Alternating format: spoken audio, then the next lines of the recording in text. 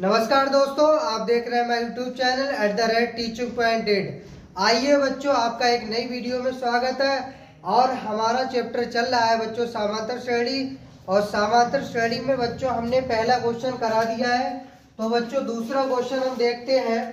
Question दूसरा दिया है कि दी हुई एपी के प्रथम 4 पद लिखिए, जबकि प्रथम पद ए और सर्वांतर डी निम्नलिखित है।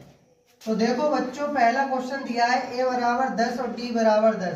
तो इसमें एपी के प्रथम 4 पद निकालने हैं। तो सबसे पहले बच्चों हम क्या लिखेंगे, सबसे पहले हल लिखेंगे।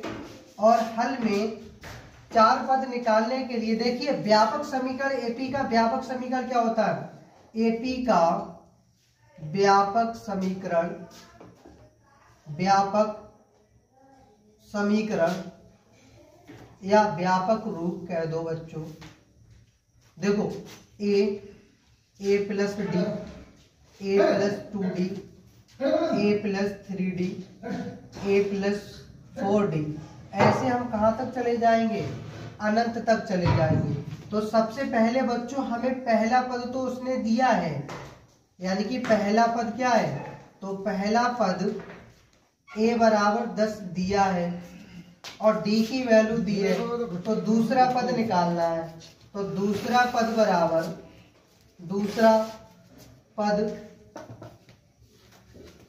बराबर देखिए बच्चों a प्लस डी।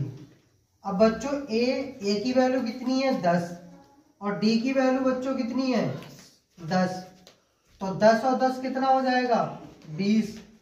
अब तीसरा पद निकालेंगे बच्चों। तीसरा पद बराबर यानी कि a प्लस 2d हो जाएगा। तो बच्चों a का मान कितना है 10 प्लस 2 गुणा d की वैल्यू भी 10 है।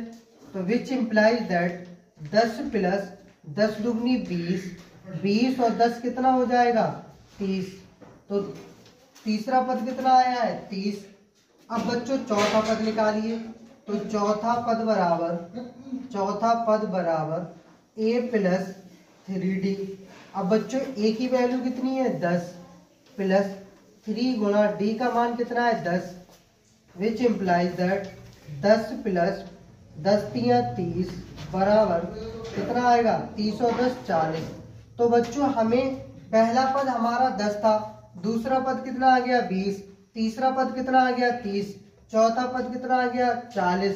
इस तरह से हमारे समांतर श्रेणी में कितने पद हो गए बच्चों, 4 पद बता रहा है। यानी कि 10 आ गया, फिर आ गया 20, फिर क्या आ गया 30, फिर आ गया 40। इस तरह से 4 पद बता रहा है। तो ये बच्चों क्या आ गया हमारा, ये आ गया बच्चों आंसर। हाँ आइए बच्चों दूसरा क्वेश्चन देखते हैं। तो दूसरा क्वेश्चन बच्चों क्या दिया है, a बराबर -2 और d बराबर 0। तो सबसे पहले पहला पद उसने दिया है। तो पहला पद कितना हो जाएगा, पहला पद बराबर -2। ये बच्चों पहला पद हो गया। अब हमें बच्चों क्या निकालना है, दूसरा पद। तो दूसरा पद बराबर कितना हो जाएगा, यानी कि a प्लस डी हो जाएगा। अब a की वैल्यू बच्चों कितनी है -2 प्लस d की वैल्यू कितनी है 0। तो दूसरा पद कितना आ जाएगा बच्चों -2 आ गया। अब देखिए तीसरा पद देखिए बच्चों, तीसरा पद बराबर a प्लस 2d आ गया। अब बच्चों देखो a की वैल्यू कितनी है -2 प्लस 2 गुणा d की वैल्यू कितनी है 0। तो विच इम्प्लाइज दैट, यानी कि 0 की 2 से गुणा करेंगे तो 0 आएगा। तो कितना आ जाएगा -2 आ गया। अब बच्चों कितना, कौन सा पद निकालने, चौथा पद। तो चौथा पद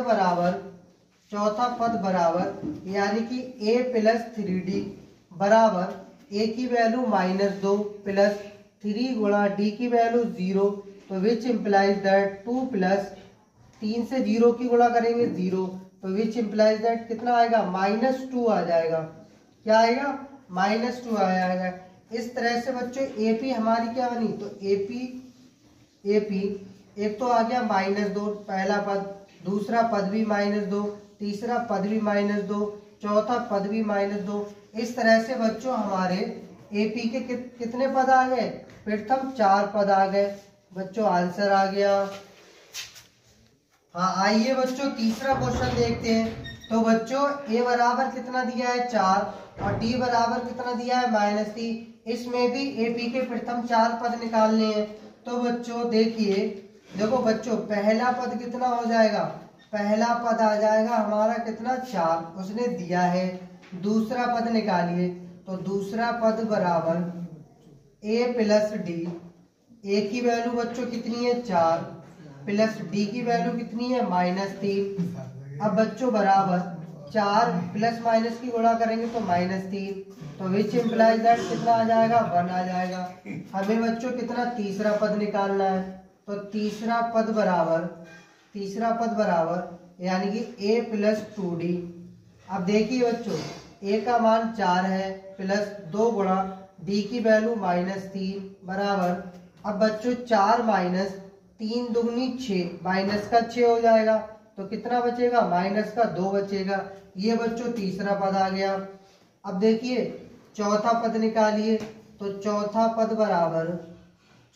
बराबर a प्लस 3d बराबर a की वैल्यू 4 प्लस 3 गुणा d की वैल्यू कितनी है -3 बराबर 4 माइनस 3 3 9, कितना आएगा बच्चों 9 में से 4 जाएगा तो माइनस का 5 आ जाएगा। तो हम क्या लिखेंगे, अतः एपी के प्रथम 4 पद कितना आ गया बच्चों, एपी के प्रथम 4 पद, एक तो 4 आ गया और एक बच्चों 1 आ जाएगा, एक बच्चों -2 आ जाएगा, एक -5 आ जाएगा। आंसर आ गया बच्चों। हाँ आइए बच्चों चौथा क्वेश्चन देखिए। तो चौथा क्वेश्चन में हमें दिया है a की वैल्यू -1 और d की वैल्यू 1/2 दी है। तो बच्चों हमें पहला पद तो उसने दिया है, तो पहला पद कितना दिया है, पहला पद तो उसने -1 दिया है। तो बच्चों हमें दूसरा पद निकालना है। तो दूसरा पद बराबर यानी कि a प्लस डी बराबर a का मान कितना -1 प्लस d की वैल्यू कितनी 1/2। अब बच्चों -1 में से प्लस का 1/2 जाएगा तो कितना बचेगा, माइनस का 1/2 बचेगा। बच्चों तीसरा पद हमें निकालना है। तो तीसरा पद बराबर यानी कि a प्लस कितना हो जाएगा 2d, तो बराबर a की वैल्यू -1 प्लस 2 गुणा d की वैल्यू 1/2, 2 से 2 कट जाएगा, तो विच इम्प्लाइज दैट -1 प्लस 1। इससे बच्चों अगर -1 में से प्लस का 1 जाएगा तो क्या बचेगा, 0 बचेगा। अब बच्चों हमें कौन सा निकालना है, चौथा पद निकालना है। तो चौथा पद बराबर a प्लस 3d बराबर a की वैल्यू कितनी है बच्चों -1, हमने -1 लगा दी, प्लस 3 गुणा d की वैल्यू कितनी है 1/2, तो 1/2 आ गया बच्चों। तो बराबर अब देखिए बच्चों -1 प्लस 3/2, अब 2 एकम 2, तो -2 प्लस का 3, तो 3 में से माइनस का 2 जाएगा तो प्लस का कितना बचेगा 1/2 बचेगा। तो हम क्या लिखेंगे बच्चों, अतः एपी के प्रथम 4 पद। तो प्रथम 4 पद कौन से आ गए, एक तो बच्चों -1 था, एक आ गया माइनस का 1/2, एक आ गया 0, एक आ गया 1/2, ये बच्चों क्या आ गए, आंसर आ गए। हाँ आइए बच्चों पांचवा क्वेश्चन देखिए। तो पांचवा क्वेश्चन बच्चों दिया है a बराबर -1.25 कॉमा d बराबर -0.25। तो बच्चों हमें ये एपी का व्यापक रूप दिया है, तो ये हमने बच्चों इसलिए लिख दिया है ताकि आप इसकी सहायता से कर पाए। तो देखिए बच्चों पहला पद a बराबर -1.25। अब बच्चों दूसरा पद हमें निकालना है। तो दूसरा पद बराबर ये हो जाएगा a प्लस डी। अब a की वैल्यू कितनी दी है -1.25 प्लस d की वैल्यू कितनी दी है -0.25। अब बच्चों देखिए -1.25 और -0.25 इनको बच्चों जोड़ेंगे तो क्या आ जाएगा, माइनस का 1.50 आ जाएगा। अब बच्चों देखिए तीसरा पद निकालना है। तो तीसरा पद बराबर ए प्लस 2d हो गया बच्चों। तो ए की वैल्यू -1.25 प्लस और डी की वैल्यू कितनी है 2 गुना डी की वैल्यू -0.25। यहाँ से बच्चों हमने लगा दी। अब बच्चों जब इनकी गुणा कराएंगे तो क्या आएगा -1.25।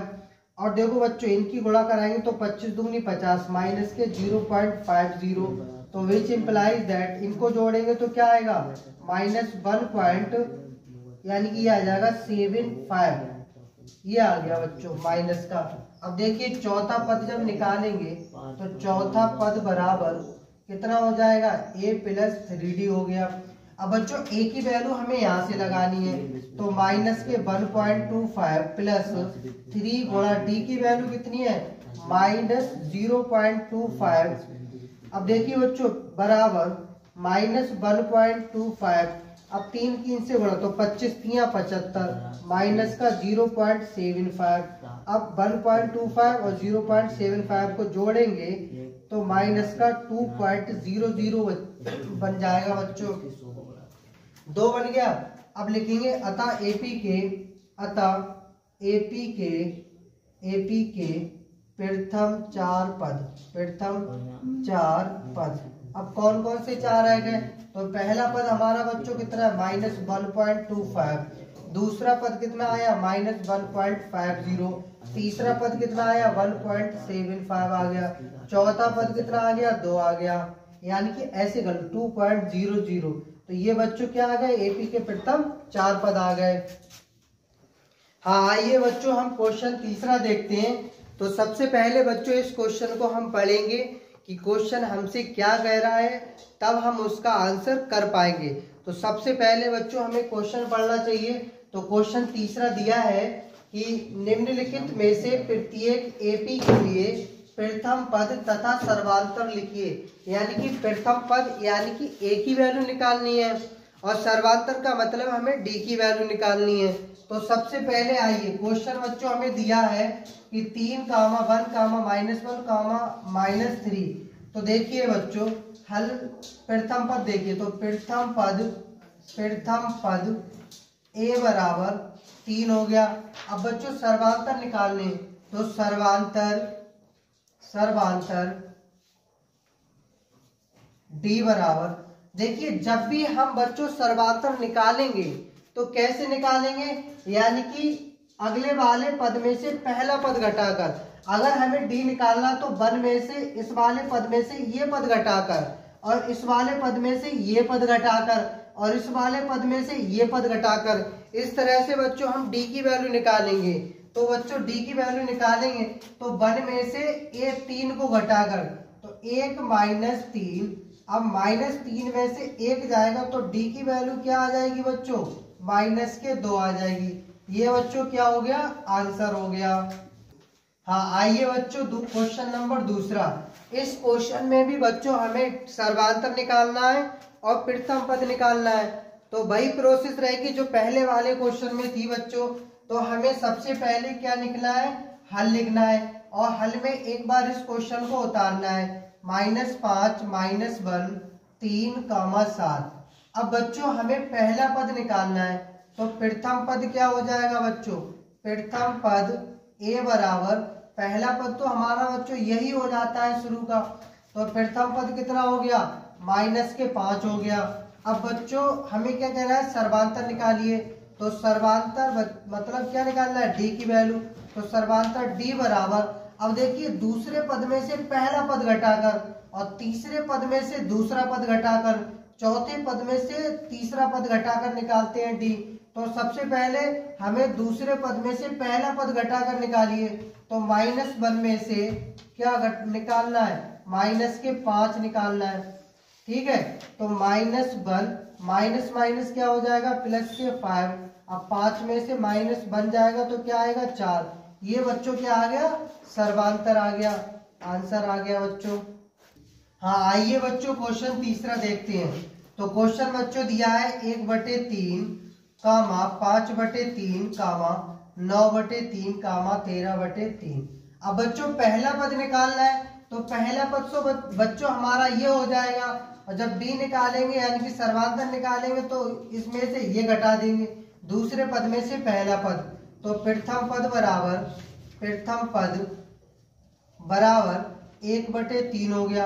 अब बच्चों सर्वांतर निकालेंगे, तो सर्वांतर d बराबर 5/3 माइनस 1/3। अब देखो 3 बच्चों क्या मिल जाएगा एलसीएम, तो 5 माइनस 1, तो 5 में से 1 गया तो 4 कितना हो जाएगा 3। ये बच्चों क्या आ गया, आंसर आ गया। हाँ बच्चों देखिए बच्चों चौथा क्वेश्चन, तो चौथा क्वेश्चन बच्चों क्या दिया है 0.6, 1.7, 2.8, 3.9। अब बच्चों इसमें भी हमें एपी का प्रथम पद निकालना है, तो देखिए प्रथम पद तो बच्चों हमारा यही हो जाता है, तो प्रथम पद ए बराबर 0.6। अब देखिए बच्चों हमें क्या निकालना है सर्वांतर, तो सर्वांतर d बराबर यानी कि दूसरे पद में से पहला पद घटाकर, तो 1.7 माइनस 0.6। अब बच्चों 7 में से 6 जाएगा तो क्या बचेगा, 1 बचेगा। 1 में से 0 जाएगा तो 1 बचेगा। ये बच्चों क्या आ गया आंसर। तो बच्चों बताओ वीडियो अच्छी लगी हो तो लाइक करें, शेयर करें, कमेंट करें और ज़्यादा से ज़्यादा चैनल को सब्सक्राइब कर लें ताकि आगे आने वाला नोटिफिकेशन आपको जल्द मिल जाएगा। थैंक यू बच्चों।